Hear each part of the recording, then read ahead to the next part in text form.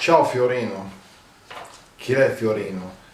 In che metto via, cioè in milanese si intende, è stato dato l'estremo saluto perché è stato poi seppellito, c'è stato il funerale del Fiorino Monti, classe 1938, storico prestinè, cioè panificatore, panettiere di Paderno Lugnano,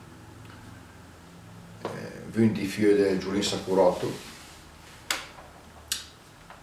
per cui potrei dire, stare qua un'ora a parlarne, ma come di tante persone, chiunque di noi conosce persone da una vita e quindi può narrare tante cose. E come si può dire chiaramente che ci sono tante brave persone, quindi non è certamente lui l'unico, però ecco, quando si dice era una brava persona, ecco, si riassume tanto, al di là dei legami familiari e così di amicizie, e anche il fatto che nel nostro paese era venuto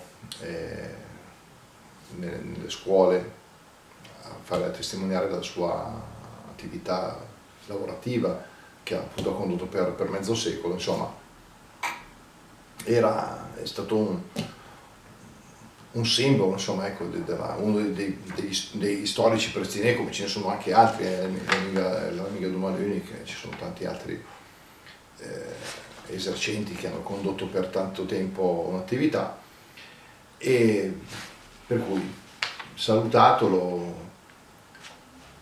Mi è venuto in mente, visto che lui faceva il pan, perché appunto era il prestinè, allora l'epitaffio che lui scriveva, perché collegandosi anche come in altri casi a delle date significative, nato il 1° novembre 1938, è morto l'altro giorno il 15 di questo mese aprile 2022, quindi il giorno del venerdì santo.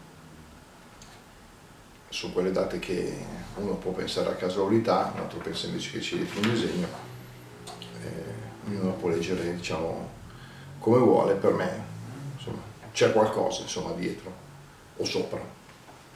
E comunque voglio dedicare chi quattro versi per il Fiorino più se bunde il pan, epitaffio. Te seren nassù giusto il dì di Sant Fiorino, prestinè per 50 anni, e te sei mort proprio il venerdì sant quant in Liga e sono in noi campan. Se dis le bumme il pan d'una persona che l'è cerusa de cœur e a man. Te sei turmai col Gesù e la Madonna, per me te sere più se bunde il pan.